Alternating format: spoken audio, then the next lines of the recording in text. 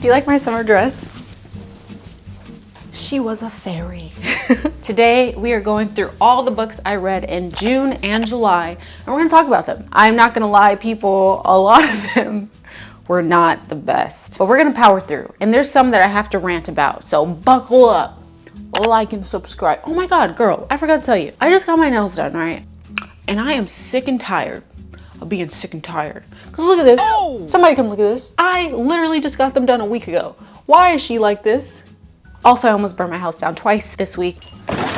I was gonna go in order, but there's this one book that we need to talk about first. But first, I do want to talk about my current obsession, which are the Loop earplugs. Now, if you're not familiar with Loop, they are an earplug company based out of Belgium. I personally got the Loop Quiet as well as the Loop Switch, and they are so good. I literally have been using them every single day since I got them, especially the Loop Quiet. I got them in this really, really pretty purple color. Look at that. And I like these in particular because they're super soft. They're all silicone, so they're great for sleeping, for studying, for traveling. Like if I'm ever taking the train to the city, I'll use these. And it's not that they cancel out all the noise. Each Loop product is made for a different reason. So the Loop Quiet, again, is good for travel, studying, as well as sleeping. And I also got the Switch one, and the Switch is good for live events, conversations out in public, things like that. And using them in those different settings have been such a game changer because you can still hear the things around you, but all the excess noise is muffled, so you can focus on whatever you want to focus on. So if that means studying, getting work done, if it means sleeping, if you have a snoring partner, this is like the perfect thing to use. Now, this might be a little bit weird, but I definitely use it for sleeping because I am so afraid of spiders crawling into my ear. It is the weirdest phobia I've ever had, but I've always had that phobia. So before getting these, I used to like use my bonnet to cover my ears, but now I don't have to do that. It's embarrassing, I know, but now I don't have to do that because I have the Loop Quiet. So I literally just take them, put the loop in between my two fingers here, and then you put them in and you turn them, and voila. And they're so comfortable to sleep in there, and they're so freaking cute. And now I don't have to worry about spiders climbing into my ear.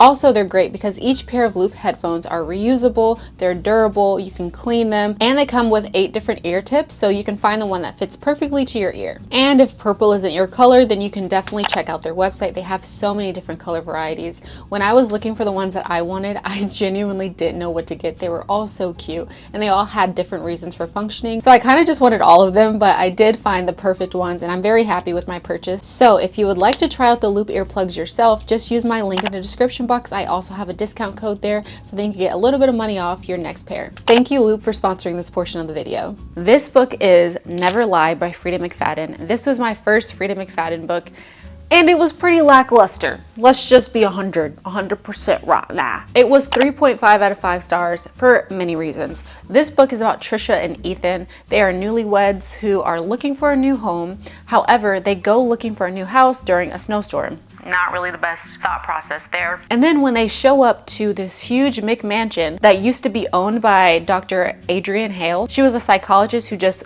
disappeared 4 years earlier. No one knows where she went, and her house was literally left the same. They go into the house expecting to see their realtor, and then baby girl, she doesn't show up. So they're shook. And as the snowstorm continues to progress, they realize that they're stuck in this house until either the snowstorm stops or someone comes and helps them. So during that time, Trisha is looking for something to read just to keep her mind occupied, because it's a little creepy being in this abandoned home that used to be owned by a psychologist who literally vanished off the face of the earth. So as she's looking for something to read, she discovers these cassette tapes by Dr. Hale, and these cassette tapes slowly reveal what happened to her. And that is the premise of the story. That's what you're following, right? For me, this was lackluster. Well, okay, let's talk about the positives. Every chapter was super short, very easy to read. I flew through this book so quickly. I literally read it in, I think, a day. Maybe a day and a half if I was being lazy, but I really do think it was a day. And the story developed super quickly. Now let's talk about the cons. For a thriller, for me personally, I am constantly looking for something that requires a lot of mental stimulation, a lot of wit, and be something that is super clever. For me, this story was not clever whatsoever. All it was her deceiving the audience or omitting information and then providing it at the end and being like, surprise! Like, that's all it was. And even with that, I felt like there were so many neon signs pointing to what was going to happen, so many subtle hints that really just took away from the story. I just felt like she was holding our hand and babysitting us as the audience, as if we couldn't figure it out on our own. Like, I felt like it was almost insulting to my intelligence. Like, girl, I can figure this out. I see you continuously pointing to this one thing.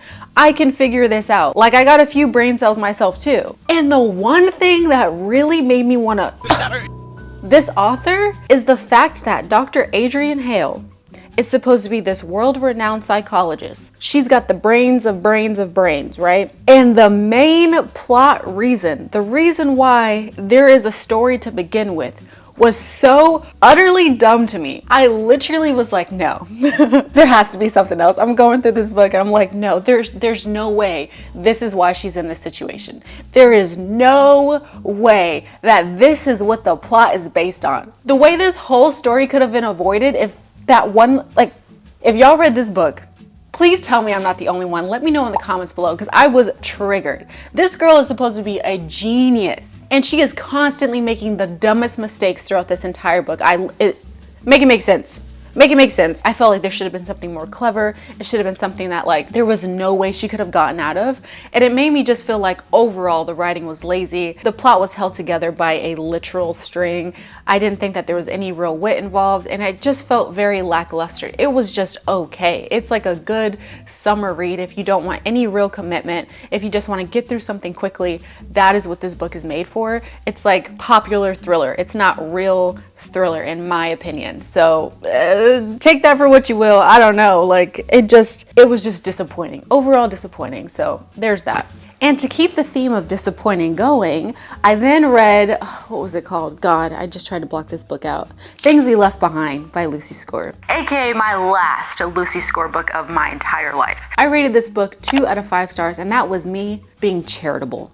That was me seeing somebody who needed something and providing a 2-star, because really, she deserved a 1 star. But the reason why I gave it 2 stars is because I was the one dumb enough to continue reading her books. And the reason why I was dumb enough to continue reading her books is because in the last book, the book before this, which was terrible as well, continued to allude to this couple who were so secretive, who hated each other for whatever weird reason and never like explained it.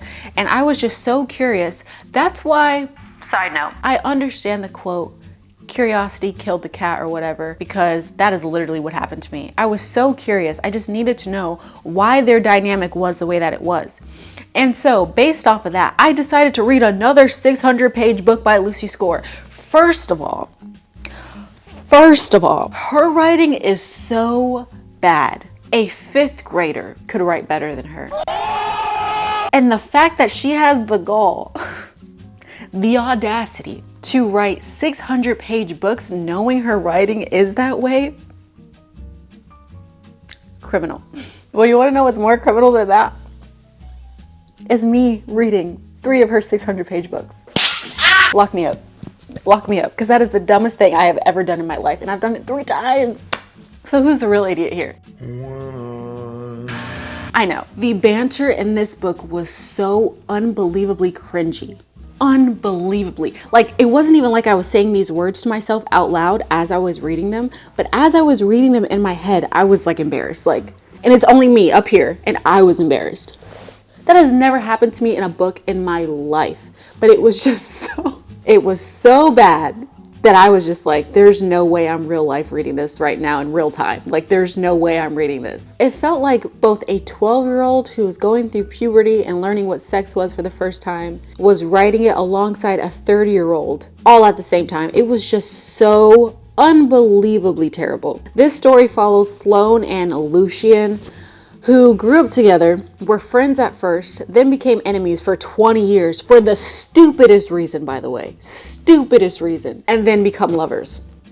That's the whole thing. That's all you need to know. If someone would have just said that one sentence to me, that would have saved me the 600-page pain that I just went through. It is unbelievable. It's honestly just as bad as, what's her name? Liz Tom Ford. Oh, God, never again. Y'all, please remind me. If anyone hears me saying one thing about Lucy Score or Liz Tom Ford, yoke me up by my neck meat. I mean it. I am not reading anything else by those 2 women. So next book. Things finally start turning around for us when I read The Gunkle.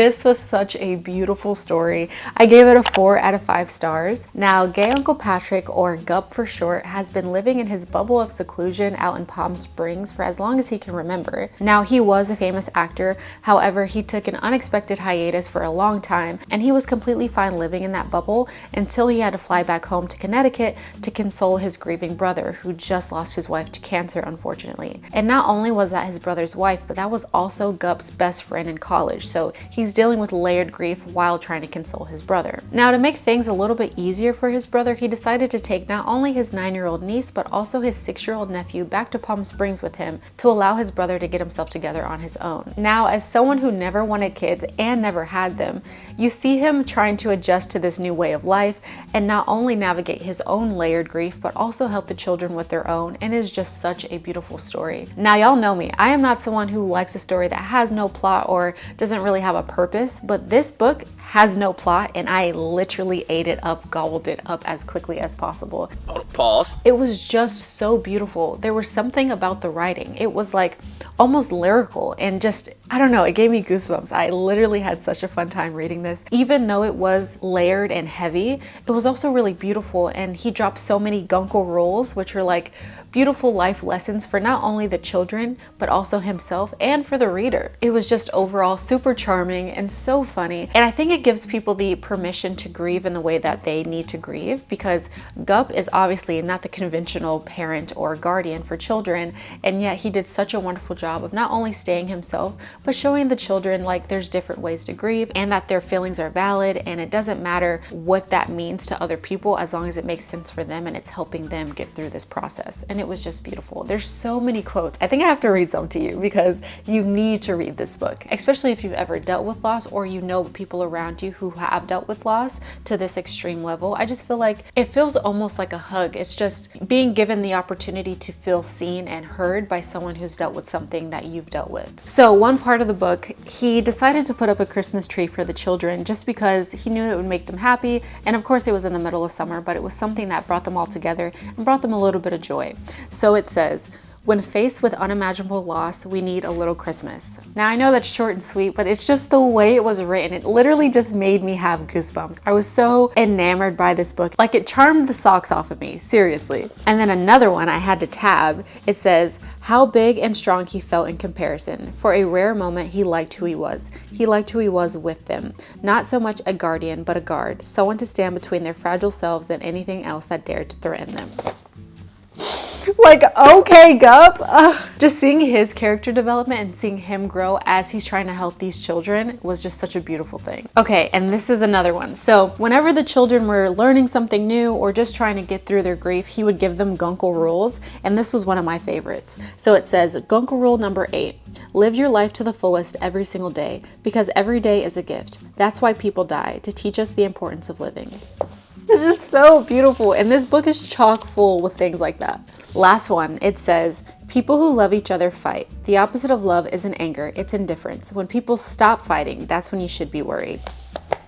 If you just need any help going through life or just a little bit of a hug, this book is literally for you. It's just so beautiful. After that, our good luck continues with the 7-year slip. Oh my goodness, this book was everything to me. I gave this book a 5 out of 5 stars, and it's very similar to Before the Coffee Gets Cold. I don't know if y'all ever read that, but I read the first one. And the concept is her apartment is like the coffee shop in this story. So within the confines of her apartment, she can go back into the past, but only for 7 years, or 7 years in the past. Okay, rude. At this point in her life, she is an overworked publicist living in New York City, and she's currently nursing a broken heart, but not a romantic one. She is currently dealing with the untimely death of her aunt, who she was very close to, and so she moves into her aunt's apartment just to save money. And when she gets there, she discovers that she's rooming with someone, but someone 7 years in the past, and he is a beautiful Southern man with a Southern drawl. Ah! You guys know exactly how I feel about that. Had my toes curling, me giggling, kicking my feet. It was just so perfect. He was such a cute book boyfriend. And so throughout this book, you're watching her fall in love with him in the past as well as in the present. So you see that duality and how they interact with each other both in the present moment as well as in the past. And it's just so beautiful. Now, this is a romance, but I felt like it was more about self-discovery and resilience and obviously grief. And just the way that the author explained everything, it was so beautiful. It was just so beautiful. I was honestly left in awe. I could not put this book down, and it was an immediate 5-star for me. Now, when I'm looking back, I feel like I have a top 3, solid top 3 romance series for myself, which is obviously, if y'all have been here for even a second, you already know what I'm going to say. Love in Other Words, Funny Story, and this book now, The 7-Year Slip. These are my top 3 romances, and they were all so beautiful. If you are ever looking for a romance recommendation from me, those are my top 3. Start there and then work your way down. Now, I also found myself being so in love with the story because she also did such a wonderful job explaining the different places that she was in New York City. And because I live right next to New York City and I'm always in the city, it was really cool to see like places that I've been written in a book so detailed. Like I knew exactly where she was. I knew exactly what the scenery looks like. And that was just really beautiful for me. So I feel like that added another layer of detail that just made the story overall just such a beautiful read. Now, this is my first book by Ashley Poston, but she also wrote The Dead Romantics. And I heard that that one is just as good as this. And I don't know, after reading this, I feel like she might be an immediate buy for me. I might just have to read that other book and then see how I feel about that maybe. And then from there, determine if she's like an immediate buy, because this book was just so much better than I thought it would be. Like I didn't go in with any expectations for this book, but wow, did she knock my socks off. I was shook. Like I was reading this book and I was really just sitting here like, it was just so beautiful. I love a romance that is so much more than romance, and that's what this was. I felt like the romance was a huge plot of the book, but it was secondary to her growth and her character development, as well as his character development. And it was just overall so beautiful. And I loved how passionate this man was about cooking. Like for me, I don't know if y'all have ever seen those Chef's Table on Netflix. I am obsessed with that series. I don't know why. Just seeing people passionate about their life and about what they're doing inspires something in me. It just sparks such a fire in me. I'm not necessarily a cook, definitely not on their level, but like someone who is so passionate, so devoted to a craft, it's just awe-inspiring to me. And you got that feeling from the book, and it was just so beautiful to read. It was so beautiful to read. It makes me want to like find my passion, find my burning desire like that. And yes, I have book reading and language learning, and those things are so important to me, but I want to put in the work to make that fire in myself. You know what I mean? Like they make me want to use all of my skills to their absolute max capacity to make sure that when I die, I know that I tried my very best. Like that's what stories like that do to me. And this book did such a wonderful job showing his passion. It like got me fired up. Like I was like, okay, what thing do I want to tackle? Where do I want to go? What do I want to do with my tools and my gifts that I've been given? Like it just sparked such a fire in me, and I loved it. I thought that that was one of the best parts of the book. And I don't even know if she necessarily did that intentionally, but it was felt for me as a reader, and it was just such a lovely surprise that I did not expect in this book. Now, our next book is just as good, but for a completely different reason. That book is The Poppy War by R.F. Kuang, and wow, this book was literally insane. First of all, I gave it 4.5 out of 5 stars. And this was R.F. Kuang's debut novel, which is mind-boggling when you see the intricacies and the detail in this story. Now, you guys already know R.F. Kuang is my favorite author, but after this, it solidified her. Like, don't play with Miss Kuang. She does not come to play. She doesn't care about your feelings. She will do whatever she needs to do to continue the plot. Now, this story is all about Rin. She is an impoverished girl who's living with like a foster family who is trying to marry her off to some old guy. And she's like, I am not having that. So she studies day and night for an entire year for the military aptitude test, which is called the Keju. Now, no one thinks that she's going to even pass, let alone place into the highest ranking military school. But that's exactly what our girl does. She gets into Senegard and she is immediately thrusted into this military world. And unfortunately, because she's dark-skinned, impoverished, and from a country town, no one thinks of her highly. And so she goes through the motions of trying to make friends, making a few enemies, and also learning about the power of shamanism, which everyone thought was a dead art or just didn't think was real. And she quickly discovers that is very much real, and that is something that she can tap into, which most students can't. Now, this is interesting because the first part of the book, there's 3 parts in this story. The first part of the book kind of fools you into thinking it's just a simple coming of age military fantasy. There's absolutely no romance in the story, by the way. And in the first book, you just think, oh, she's making friends, she's making a few enemies, she's growing along the way. Oh, this is a nice story. But part 2 and 3 immediately thrust you into a very graphic, horrendous war. It is something that almost blindsides you as the reader, because you are going into thinking it's one thing and then it's immediately something else. And the graphic detail is absolutely insane. And you would think like it's a little bit too much, but absolutely not. I think that's what gives R. Kwong this power, this unique quality of hers, because she doesn't hold anything back. She does not hold any punches. She's not trying to make a light and fluffy story for the reader. No, she's trying to give us reality. She based this story off of the Second Chinese-Japanese War, and she put in all the detail from those stories. And it was just absolutely mind-boggling. Not only does she give you a military fantasy, but she also gives you a history lesson, whether you like it or not, which is why I respect her so much. Like, yes, it was very gory and detailed and very uncomfortable for the reader, and I know some people would think like it's almost unnecessary, but first of all, it's absolutely necessary, not only to share the actual history of those wars, but she also used it as a tool to develop the characters further. I felt like the plot wouldn't have been nearly as potent if we didn't have all those graphic details. And yes, it was very uncomfortable to read as the reader, but it was also very necessary. It was so humbling as a reader to read those stories, because not only did it make you realize the atrocities of war, I think sometimes we get almost numb to it because we're not in it usually, right? Like, we're kind of sitting on the sidelines. We just get these numbers, these statistics, but we don't see the actual gory deaths, the pillaging, all of that stuff. We don't see the gory detail, and she provided that for us. And we got to see firsthand how it changed all the characters, how it hardened them, how it changed these bright children into wary adults. And it was just so heartbreaking, but so necessary to understand the true horrors of war and government misuse. And I just thought it was brilliant. She is a brilliant writer. And the fact that R. Kwong wrote The Poppy War when she was 19 years old is literally unfathomable. She is a genius through and through. I have so much respect for this woman.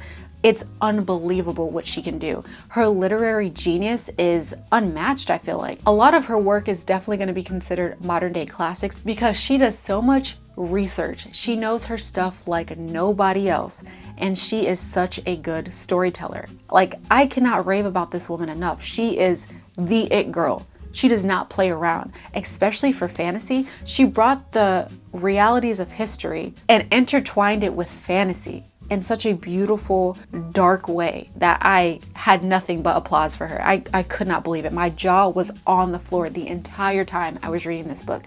Now, this book is a part of a trilogy. There are 2 other books. It is The Dragon Republic, and then I can't remember the other name of the book, but I'll put it here. And yes, I'm gonna read them, but I'm not gonna lie, I definitely need a second, because I know for a fact now when I go into her books, she doesn't care about my feelings, and that's just what it is, and I respect her for it, but I need to prepare myself for it. So after reading The Poppy War, I just need a breather, but I will definitely continue the series and probably finish it by the end of this year. And the last thing I want to touch on for this book is the fact that Rin is a character for the ages. She is not just a hero, but she is also the villain, and you see why she becomes villainous. Like, all the things that happen to her, all the things that she has to witness to her newfound friends is just so heinous.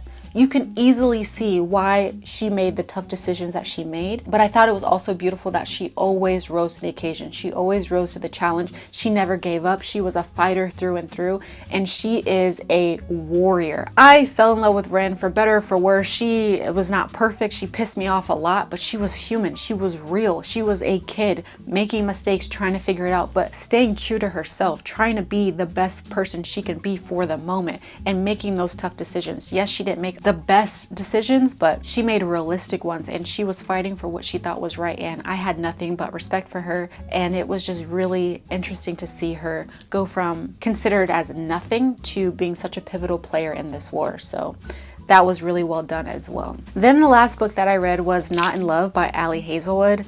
I was not in love with this book. I gave this book a 2 out of 5 stars. I don't know. This was this was just a lot for me. But I do want to start off with the positives. So this book is about Rue and Eli. They kind of work for opposing companies, and she kind of hates him for the fact that his company is trying to acquire the company that she works at because she's best friends with the CEO of that company. And she goes through her own push and pull in her mind with being really attracted to Eli, but also trying to be loyal to her friend, and you see that story develop. Now, I just want to start off with the positives. I really appreciated and loved that Rue was so unapologetically herself. She was not willing to change for any. She, honest to God, molded her life for people who wanted to actually be in her life for the way that she was, and she let people know on the outside, like, hey, this is who I am. If you don't like who I am or how I operate, it was nice meeting you type of thing. And I loved that about her. I loved that she was unapologetically herself, and that honestly taught me something. Like, I don't have to placate everyone else. I can just be myself. And I know that's something that we all kind of learn, but seeing it written in this way for some reason just clicked in my brain, and it definitely helped with my own character development. Now, that was pretty much it. That was all I got from the book. Everything else I was just like, oh. I don't know what it was, but yes, she was a woman in STEM, but baby, there was no chemistry between Eli and Rue whatsoever. The only chemistry was the fact that she was a scientist. Like, that was it. I could not connect to these two to save my life. I just felt like a dead fish. I felt like their romance was a dead fish. Like, I could not connect to it. And I think the reason for that is the fact that their sex life overshadowed everything. I felt like literally every other page was just their detailed sex life. And I'm like, girl, we get it. Like, is there anything else do you like about this man? Is there anything else you like about her? And yes, like, she did a good job of showing that Eli was head over heels in love with Rue, but it was like, I don't know, it felt very one-sided at times. And I know that it had a lot to do with her own trauma and her like trying to get past her own hurdles in her own life, but it was just so lackluster. I just felt like the romance was non-existent most of the book, and it was very hard to connect with them. I just felt like, I don't know, you know how when you were a kid and like you made your Barbies kiss? I just felt like that was the energy they were giving. Like, there was no connection emotionally, I felt, or very little. It wasn't enough that it overshadowed the sex scenes, because that, I felt, overshadowed the romance. There was literally nothing else. I was honestly more invested in the storyline of her business being acquired by his than anything else. Like, there was nothing, it gave nothing. So that's why I gave it a 2 out of 5 stars. But I will say, she also just came out with Bride this year, and I heard that that book was really good. So I'm not writing off Ali Hazelwood. I just know that some of her books aren't for me, and that is one of them. Now, last but not least, I just started The Sign for Home. I haven't finished it yet, but so far it's really good. Again, I'm like on the first few chapters, so I don't really have much of an opinion. But if by the time I post this, I have a rating, I'll just put it here or put it in the comments below. And those are all the books that we've read recently. I felt like we had a pretty good mix of good and bad, so not too crazy this time, but I hope that the rest of the summer reads are much better than the ones that we had now. So I love y'all so much. Thank you guys for sticking around. I'll see you in the next video. Bye. Also, did y'all just see how my light turned off? Tragic. That's what I get for not charging it. I'll do better next time. Love you.